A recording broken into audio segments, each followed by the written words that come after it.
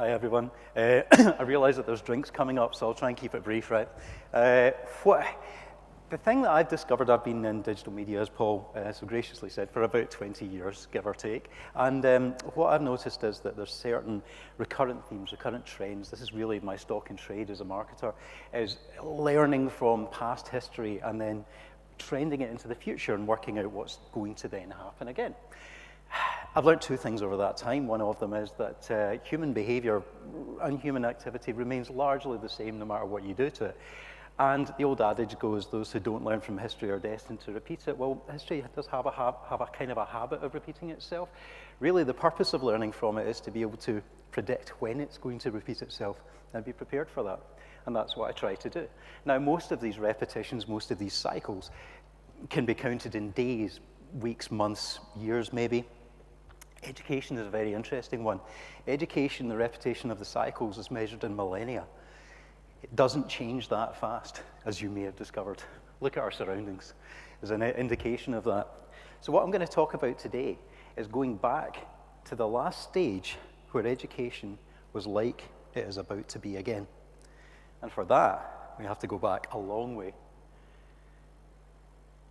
In fact, probably back to their hunter-gatherer origins and back to our early agrarian setup, where the way that people learned was largely one-to-one. It was largely interpersonal. The traditions were oral, and they were surprisingly reliable from one generation to the next. In fact, many people, many studies have stated that actually knowledge remained intact, largely speaking, from over many, many generations, purely through oral repetition. It was also experiential. You learned from your peers, you learned from your elders, much in the same way that animals do. It was interactive. You repeated, and you learned. And it was tailored to the situation. You would be in the situation in which you would use that learning so that when you found yourself in that situation again, you would know what to do. Finally, it was tailored to the learner. It's easier to tailor your training to a learner. When you're with that learner, you get an idea of their abilities, how quickly they take things up, the bits that they struggle with, the bits that they're strong on. That helps you to decipher what is going to be their future skills and what future tasks to set them. Now, as time went on, and the agrarian societies started to get more complex, the nature of the tasks, much as barter had to move over into more kind of abstract concepts of monetary transactions, information transfer had to become more complicated as well. So when we get into early Egypt and even the early Jewish community, they started to actually adopt a different system, and that system was taking people and teaching them theoretical knowledge, using experts, using written word.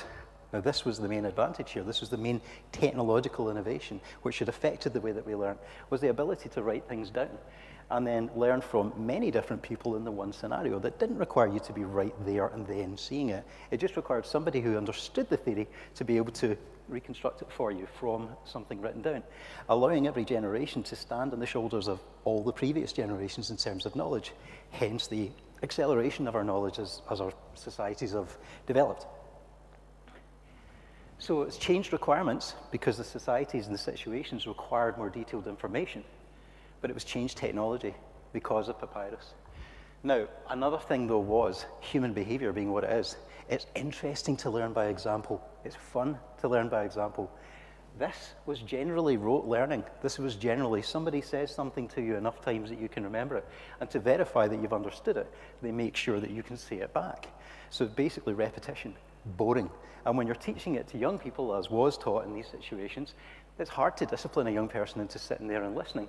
So therefore it was disciplinarian. By necessity, generally if you see pictures of teachers, not in this one here, they were generally carrying a stick in one hand and a book in the other. So next we get to the ancient Greeks and latterly the ancient Romans, who pulled a lot of their information from the Greeks that they enslaved. Similar situation, it was oral, it was written, there was rote learning, it was very disciplinarian. You can see the stick in the guy's left hand there. And it was, the groups where it did do one-to-one learning, but actually the groups were starting to grow because one person in the situation could actually teach a number of people, and it was more effective and efficient to do so. If you were very wealthy, you could have a single Greek slave teaching your child. If you weren't, there were situations where younger children could get taught en masse, but we're still talking small groups. Moving on from that, the printing press, the next major innovation. This one took us right through the Renaissance and the Reformation, and it allowed lots and lots of information to be written down, replicated, and dispersed. So it meant that all your students could have the books, not just the teacher. It meant that many schools were able to develop, were able to afford to develop, and had the ability to have the same knowledge. What hadn't changed? Stick. The guy still has a stick in his hand because you still got kids being bored because they were having to do a lot of rote learning. Similarly, it was still oral and written. It was still rote learning. It was still heavily disciplinarian. The groups were getting larger and larger and more formal and structured. But it still stuck to Greco-Roman traditions. It still stuck to where this education form had come from. They still taught Greek and Latin. Up until very recently, in fact, some schools still do, not by accident, because that was where the origin of the education structure came from. There was also a strong class divide, which is notable throughout all of these periods, that generally it was the wealthy that were able to move on to this form of learning, whereas the lower classes and women, girls, were stuck with the rote learning and home learning. In a lot of situations, not all. Then comes the Industrial Revolution and industrial schooling. This is around about 1800 onwards. There was the need and the legislation requiring every child up to a certain age to be educated. Now, this necessitated a vast increase in the output of students, of educated students. It necessitated a vast input in the throughput of students as well. Now, they'd got very, very good at things like manufacturing and very, very good at mass outputs at this stage. So it was a natural shoe-in to make the schools along the same lines. Again, what were the commonalities? Still oral and written learning, still very disciplinarian. The groups were getting bigger and bigger by this stage, large schools, many different year groups, bigger classes. Look at their happy smiling faces. They clearly feel satisfied by what they're getting into. And again, it still stuck to Greco-Roman traditions at certain levels. Difference. It was run along factory lines. So we're talking students arrive and arbitrarily are batched by age. You arrive at 5 or 6, and you stay in that year group until the end of your schooling. Your days are divided into shifts. Much like a factory whistle, you would listen to a bell, and that bell would take you on an interval. Who here went to school and was in the same situation? I think they all were. The product, the children, their education, was graded by quality, and that was the ability to recite the knowledge that they were given. It was still rote learning, and you got to stay longer if you were good at that, and you got chucked out, effectively, if you weren't. And this again created a kind of an inequality. So what kind of students does that bring? What does that create? It creates people who have an extremely good ability to take commands. It takes an ability to be trained. It takes an ability to work within an enforced structure and be okay within that, know your place within that, even know how to progress within that. And it gives you the ability to progress, as it says there, within hierarchies. But is that what we need now? Well, let's have a look at the way things are changing. Even within companies. Now, when I graduated was 1999. I graduated in consumer and management studies. When I told potential employers what I had graduated in, all they cared about was that I had an Honours 2-1 at that stage, right? They didn't really care what the subject was. All my degree had told them was that I had the ability to learn. I had the ability to take orders. They were going to retrain me anyway. They didn't really give a crap what I'd learned, not at all. And this remains the same in a lot of subjects. Now, in the very employers that we are taken on by, we've gone from, the structures have changed as they have in marketing, where it used to be a very top-down hierarchical system. Coca-Cola says, drink Coke, we all go out and buy Coke. Now we say to Coca-Cola, we want a sugar-reduced alternative, and they say, yeah, sure. How high do you want me to jump? Because it's become two-way. The same thing has happened in the workplace. This is how we used to receive information. big authoritarian top-down memos that you had to read the whole thing of, where you were basically told what your bosses thought and what you were therefore meant to do, and you would accept it. Your internal and external communications were like that. Not anymore.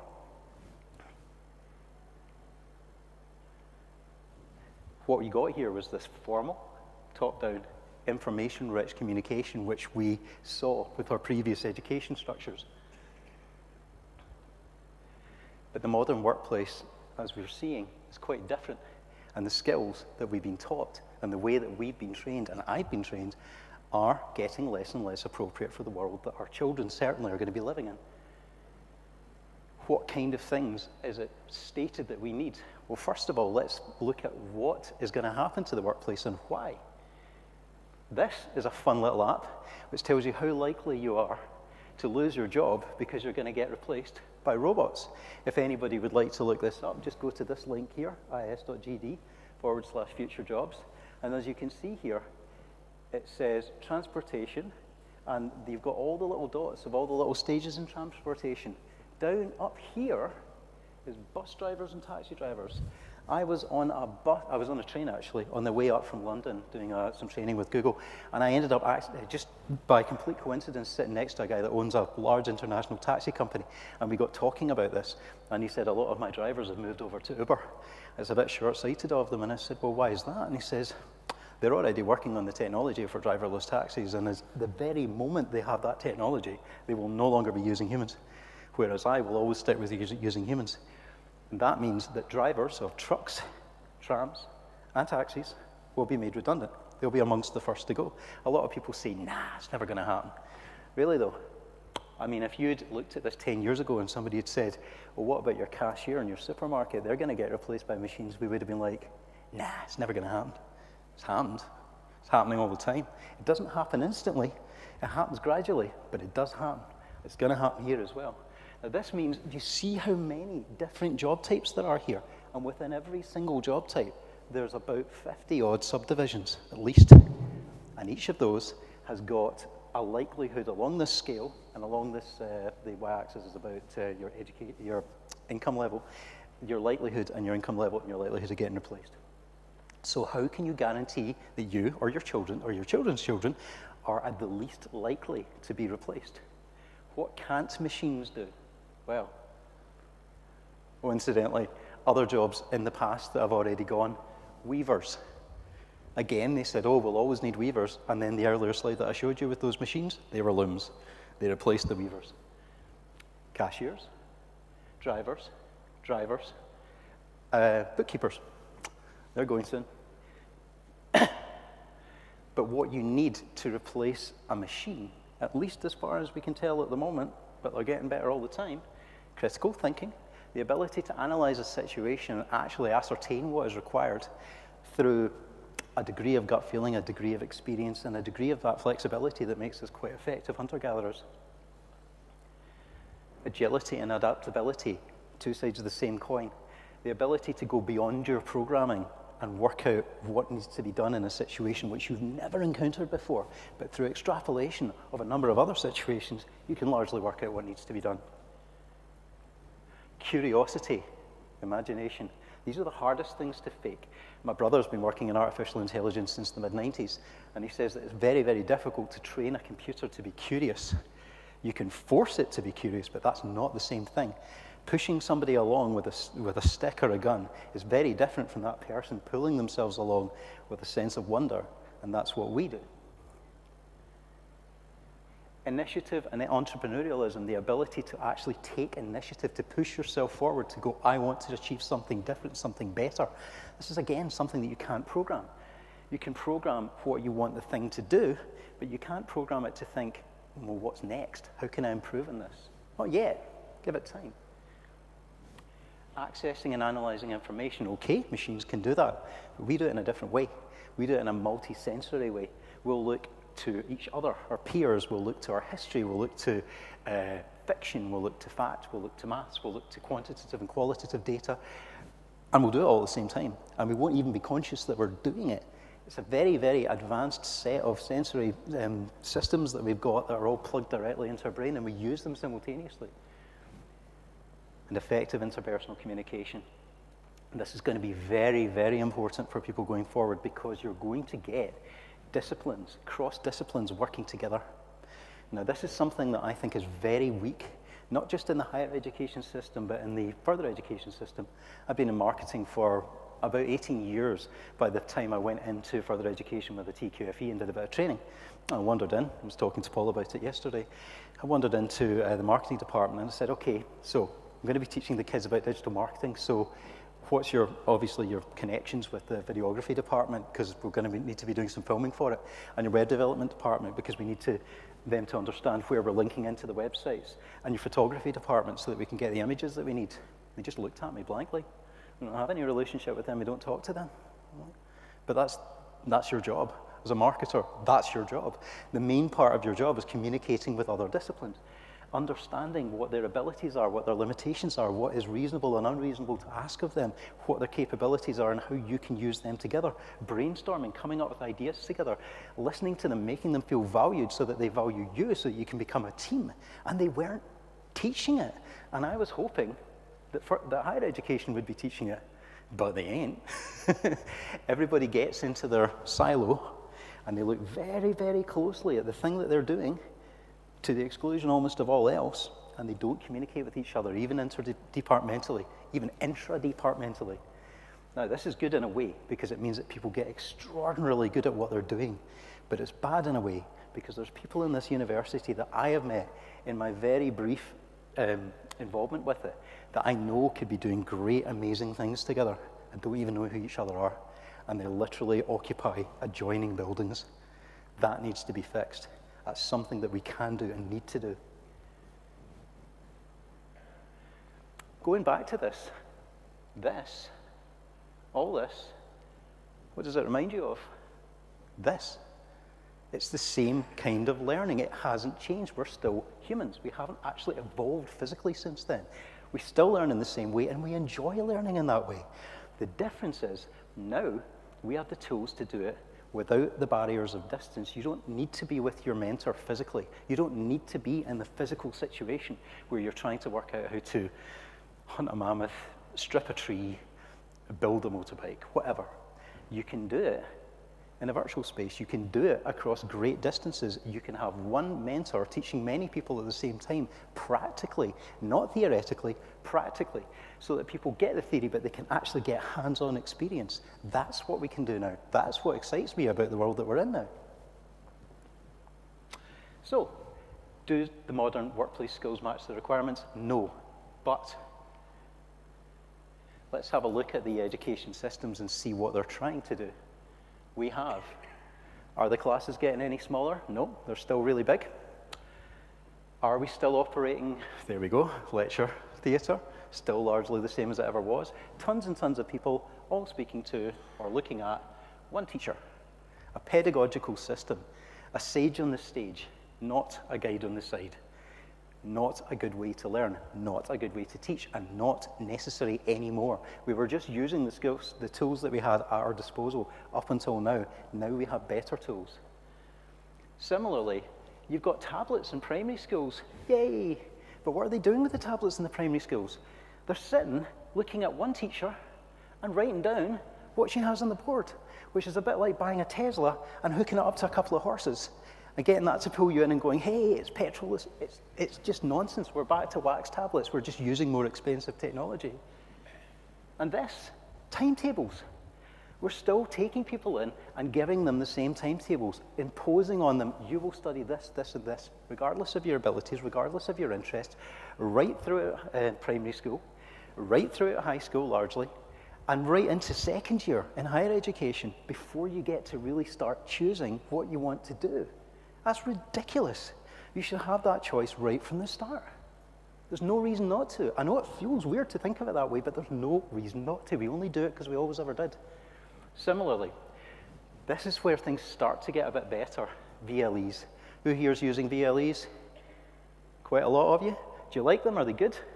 Yeah? They are getting better. You don't. They're not perfect yet, but they are getting a lot better. They were pretty rubbish when I did my second degree. So, what can they do? Students and teachers can work and collaborate from anywhere. This is what's good about digital marketing. This is what's good about digital communication. Distances are no longer an issue. Similarly, you can easily integrate interactive tasks. You can really put together stuff that people are doing at the same time from these different places. It tends to be a little bit text-based. It tends to be a bit theoretical. Sometimes you have to do it over dodgy Skype calls, but it's possible. It's early days, but it's possible. Can easily add audio, video, and rich media to lessons? Well, yes, you can. You can stick a video in. In fact, you can record live lecturing sessions like this one and play them back later. That's really good, particularly for people who struggle to write down notes or remember them or interpret them afterwards. That's brilliant. Gives them numerous bites of the educational cherry, which is great. And there's other forms of media that you can add in, even interactive ones. There's just not that many yet. Reduces travel and distance restrictions. As I say, it can go anywhere, but that's a really good thing because it means that your teachers and your lecturers are not spending a lot of their time traveling. It means your students. I was in Orkney the other day. A lot of the students, they're desperately trying to keep their young people on the islands that they're born on. But what happens is they go to centralised schools in the mainland, Inverness and places like that. They don't ever want to come back because they feel isolated when they get back on the islands.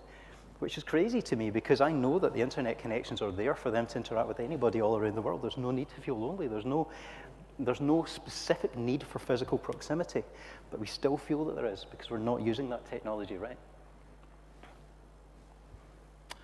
I can reduce social income and disability inequalities. If you are quite far out from the city centre and all the universities are in the city centre, then transportation can be a real issue. I wasn't particularly financially troubled when I was a student, but I still felt it in my pocket, the travel, the food, all of that stuff. It does have an effect, and it has an effect on every student. And that's a real benefit. What if your mobility is impaired? And this is a lovely building, but it's not brilliant if you're in a wheelchair, and you'll find that in a lot of places, regardless of moves to the contrary. What if you have anxiety issues? I have a friend who managed to make it through to master's level with severe anxiety disorder, but it was a real struggle being around groups, being in a room like this. Most of the time she would have no hesitation in admitting she would have run from a room like this to many people. Similarly, what about sensory impairment, the inability to hear, the inability to see? These are real problems as well in this situation. This situation relies on you being able to hear and see. This situation assumes that. Not everybody's got that. And as we've seen from our late lamented Professor Hawkins, we lose out a great deal as a society when we ignore the needs of these people. So what are the weaknesses? Data inequality. We assume, because everyone in this room has probably got a smartphone, has probably got a laptop, has probably got a broadband connection at home. Everyone's got one of those, right? Now, some of the earliest lecturing I did was in the social inclusion partnership areas in Glasgow. Most people there do not have internet access. Most people there don't really know in the natural way that we do how to search for information on Google because it's a practice thing. We assume that everybody else has these things because we do. They do not. And that's this country, first world economy, as part, for the time being, of a larger first world pan-national system. Imagine the rest of the world. A lot of people do not have this access, and we've got to accept that. Similarly, lack of face-to-face contact. We've seen from social media, data aside, that using social media a great deal causes a degree of addiction. It's built to do so. It's built to give you small dopamine hits when you get responses, sociological responses, likes and shares and comments. They make you feel wanted and needed. They make you want more. They make you want more especially because they don't give you the full sensory experience. You don't get the face-to-face response. You don't get the warm feeling. You don't get your full oxytocin hit. And we crave that. We go after it. You remove that from a learning environment, you remove a great deal of the communication, because let's face it, a great deal of communication is physical, it's visual, it's experiential, it's immersive.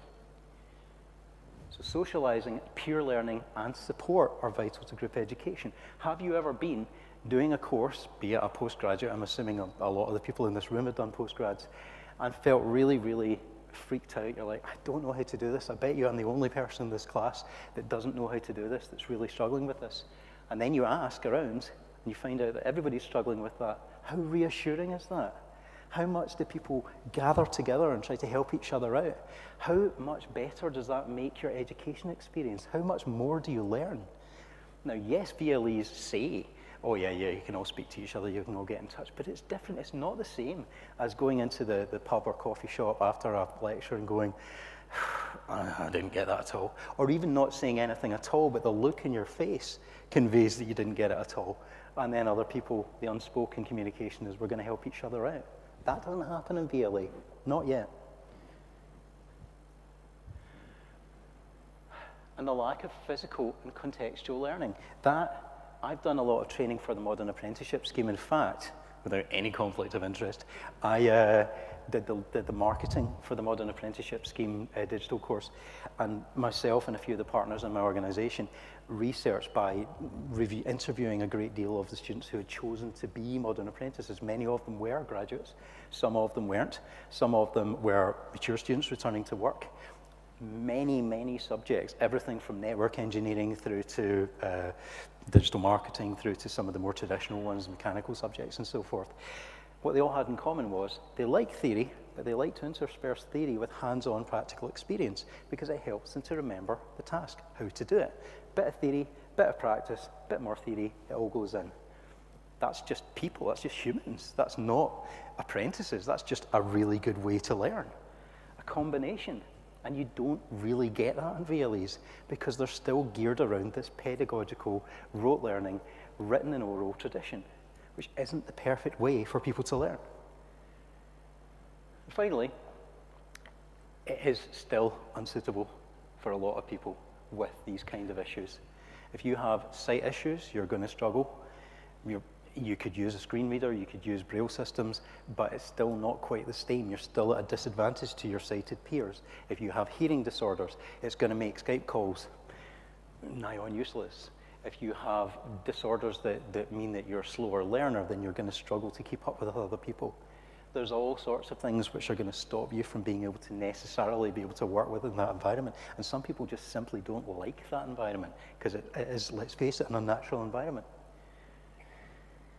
Fortunately, and this is where we get to the fun bit, there are new tools for this kind of thing. And that is what I'm excited about, that things are going from experiential to visual to rote learning and back to experiential. Let me show you one of these.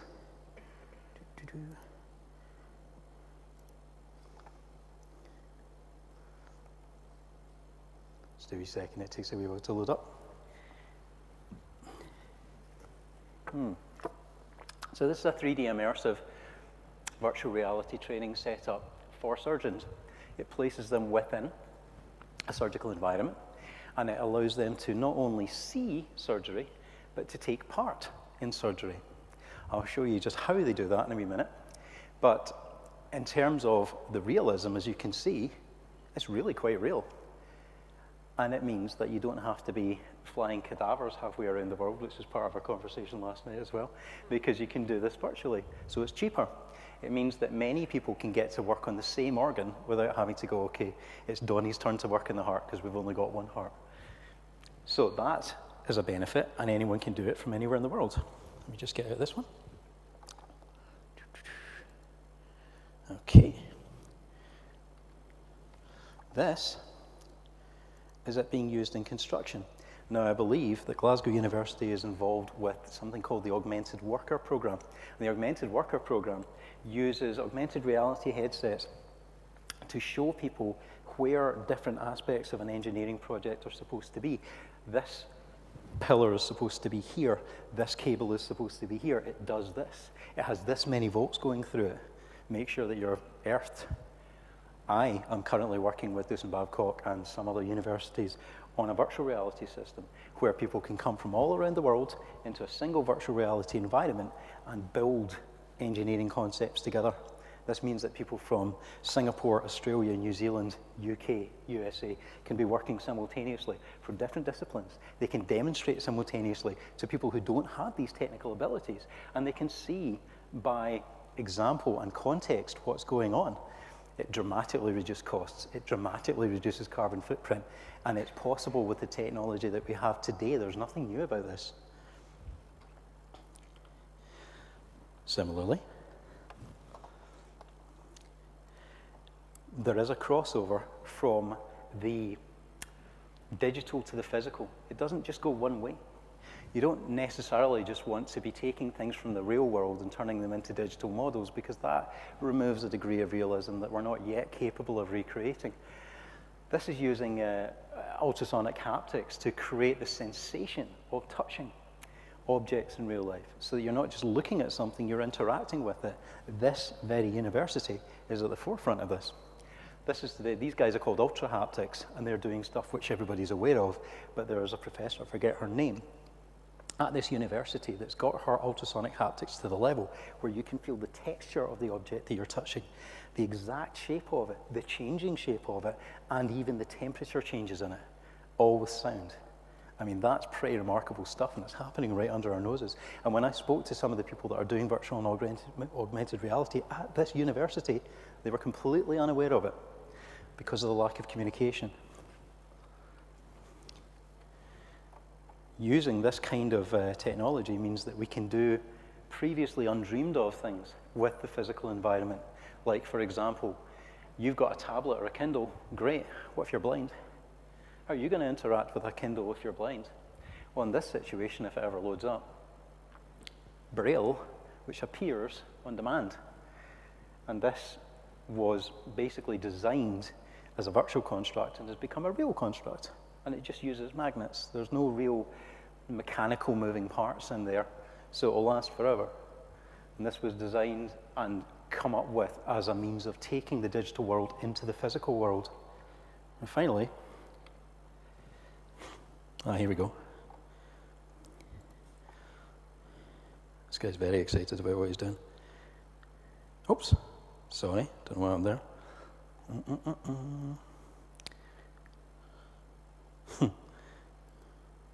Give me a second.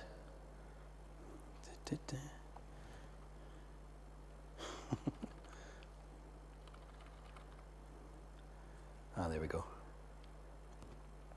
Okay, try again. Okay.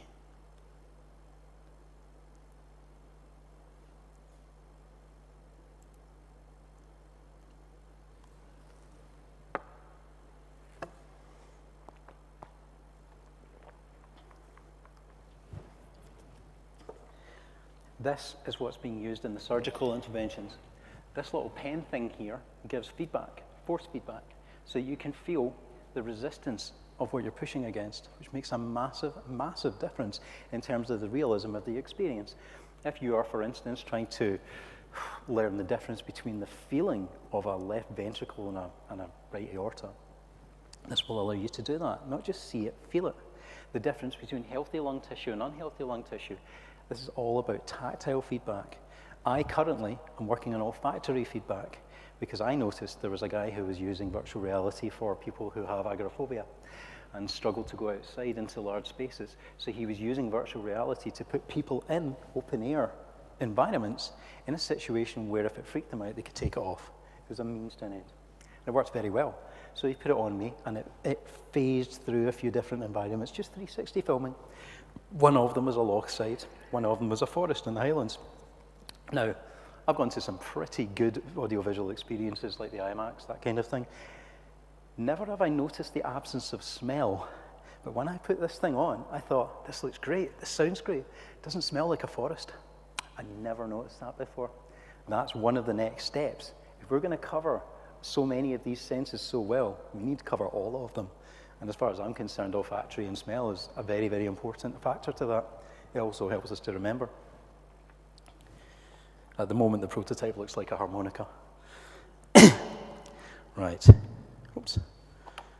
Let's try and take this to the next one. There we go. And finally, if I'm sure the TARDIS reference won't have been lost on many of you. If you can send the lesson to anybody in any place, you can send that person to any time. I spoke to somebody at Glasgow University and somebody at the BBC just randomly. I was at a funding event and we were sitting at the table and they were talking about the preservation of our heritage and history, a lot of which is breaking down physically and has to be preserved before it does. Now, Glasgow School of Art, I believe you had a speaker from there just earlier on today, has already been using LiDAR, laser ranging technology and photogrammetry to protect things like the terracotta warriors, the Mount Rushmore, and even the Forth Rail Bridge by creating models of them that could be reconstructed in future, and certainly will give us access to these things should they ever be destroyed, or should simply you not have the financial or physical ability to get there and see it for yourself. This is great, particularly as a lot of priceless cultural heritage items have been destroyed by terrorist activity, earthquake, and so forth just in recent years. This is a very, very good way of cataloguing our history, but it's also a very, very good way of making sure that people in different schools around the world can not only be told about history, don't know what this guy in the background is trying to do, fly, but actually interact with it. Not just be told there was a Colossus at Rhodes, but see it. Not just be told this pyramid used to be covered in gold leaf, but see it and feel like they're really there. Experience the awe of history. Experience why they're supposed to be excited about this stuff. Because a lot of it seems quite dry, but actually a lot of it is really quite remarkable.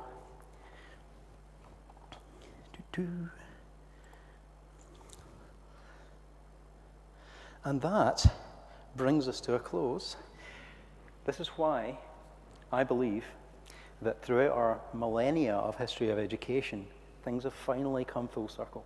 This is why I believe we should be excited about the technology which is being developed right now, because it's going to bring us back to our original, natural means of learning, and it's going to make things easier, more exciting, more accessible for people all over the world, and it's just a good thing to get into. And what I want to say to you before I go is that you, people here, are the people who are going to drive this forward. All I am is a business person with a little bit of experience in teaching, that's all, right? And I've seen the incredible things that you guys are achieving, that higher education and research institutions are achieving, that I didn't know about, and if I hadn't physically been here, I never would have found out about. You've got to start taking it into the world. You've got to open your doors to business. You've got to open your doors to the broader world and to each other, because what you're doing is remarkable.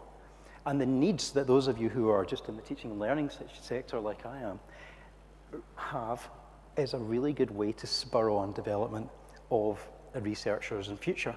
Tell them what you need, they'll create it. In the business world, we are literally crying out for this. You've got businesses which are spending vast amounts of money on research departments who, largely speaking, don't really know what they're doing, when they could be coming here and learning from people who devote themselves to the minutiae of making it work and making it perfect. And they're very, very good for bringing together people from different disciplines and bringing them together in broader, larger projects, which could bring education and information to everyone in the world, which could really leapfrog us forward. And I'm not using hyperbole here, but as a society, as a species, leapfrog us forward into the future. So if you take nothing else from this, it's talk to each other and make things happen. Thank you.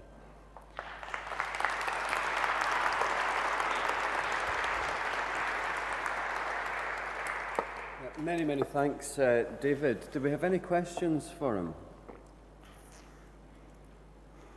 Let me ask you something, David, because are we doing it right in higher education? Don't know yet, but what's your advice? My advice would be communication. Yeah. My advice would be cross-departmental communication. My advice would be going to as many conferences as you can, taking yourself out of your comfort zone, not talking to people in your discipline, but deliberately talking to people outside of your discipline, outside of your profession. That's where you'll learn new things, that's where you'll be inspired, and that's where they will learn the amazing things that you're doing. So how would we incorporate digital technologies into education and engage the future generations that we're training? It really depends on the education. Looking for as many hints and tips as possible. Well, you're actually quite far ahead in this, I would say. But if it's, for instance, in surgery, engaging people in the sense where they get to take part. You wouldn't necessarily let a kid in high school say, there's somebody, they're unconscious, here's a scalpel, have a go. But you can do this in the virtual world. You can show people things in a situation which is no risk to others and no risk to themselves, and really immerse them in it. We're doing it a lot with the gas and oil industry, where we should be able to show people this is how you replace a gas ventilation duct. In a situation where they're not going to blow up said oil rig or fall into the sea, it means that they can really be a part of it. So it's been used in the Air Force for a long, long time, where people get to get very good at their discipline without ever having to put themselves in an expensive or risky situation. Just, you can do that. And the technology is there, and it is very, very affordable. So it makes sense to do it. Thank you. Any other questions for David? One right at the very back there, Joe.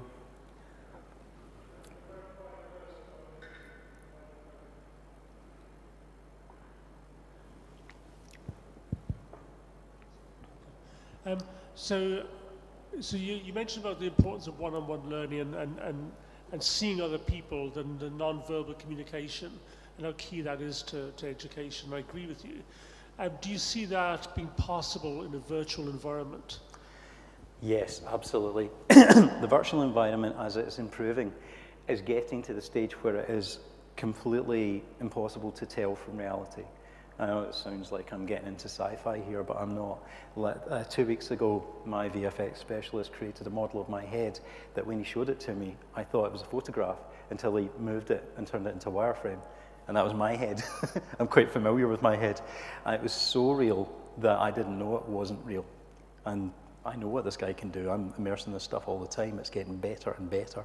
We can walk into a room like this, and in a matter of about this room, 2 hours, we could scan this down to a fraction of a millimeter. We could get everything accurate.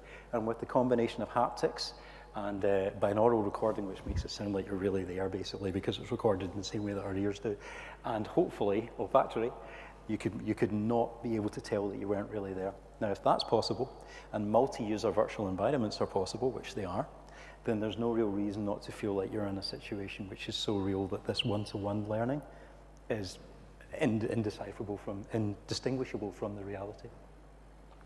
And many thanks again to Mr. David Sime. Thank you very much.